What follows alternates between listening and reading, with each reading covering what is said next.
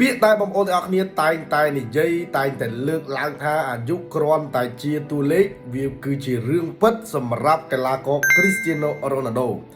យុគមិញមិនត្រឹមតែជួយឲ្យក្រុមបាល់ទាត់បញ្ចកាលប៉ូទុយហ្គាល់ឡើងទៅកាន់វគ្គដាច់ប្រត់ពានរង្វាន់ UEFA Nations League ជាលើកទី2បាទរងចាំក្រុមដែលប្រកួតយប់នេះប៉ុន្តែនៅមានរឿងរ៉ាវមួយចំនួនទៀតបងប្អូនយើងអត់បានដឹង Cristiano Ronaldo បានបំបីកំណត់ត្រាមួយដែលចាប់តាំងពីឆ្នាំ2006ពោលគឺ5ប្រកួតចុងក្រោយដែលបញ្ចកាលប៉ូទុយហ្គាល់ជួបជាមួយនឹងឥន្ទ្រីដៃអាល្លឺម៉ង់គឺមិនដែលទទួលបានជ័យជំនះទេបើយើងនិយាយមែនតើទៅជិត20ឆ្នាំទៅហើយដែលក្រុមបាល់ទាត់ប៉ូទុយហ្គាល់មិនដែលឈ្នះទៅលើក្រុមបាល់ទាត់ឥន្ទ្រីដៃអាល្លឺម៉ង់ប៉ុន្តែយុគមិញនេះរ៉ូណាល់ដូជាអ្នកថែមមួយគ្រាប់ tap in លទ្ធផល2-1ដែលជាជ័យជំនះសារជាថ្មីម្ដងទៀតហើយនឹងនាំឲ្យក្រុមបាល់ទាត់បញ្ចកាលប៉ូទុយហ្គាល់ឡើងទៅកាន់វគ្គដាច់ប្រត់នៃពានរង្វាន់ UEFA Nations League មួយវិញទៀត Cristiano Ronaldo ចូលរួមការប្រកួតឲ្យក្រុមជម្រើសជាតិគ្រប់កម្មវិធីទាំងអស់ពលគឺរហូតមកដល់ពេលនេះ220ប្រកួតហើយរូគេរកបានរហូតដល់137គ្រាប់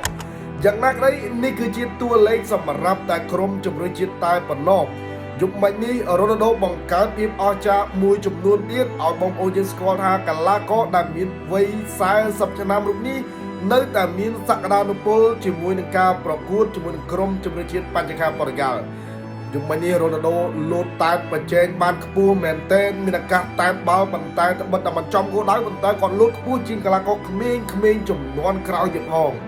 បងប្អូនយើងអញ្ចឹងសរុបជាសេចក្តីរ៉ូណាល់ដូយុគមិញជួយឲ្យក្រុមបាល់ទាត់បញ្ចកាលប៉ូទុយហ្គាល់ឡើងទៅកាន់វគ្គផ្ដាច់ប្រត់ពានរង្វាន់ UEFA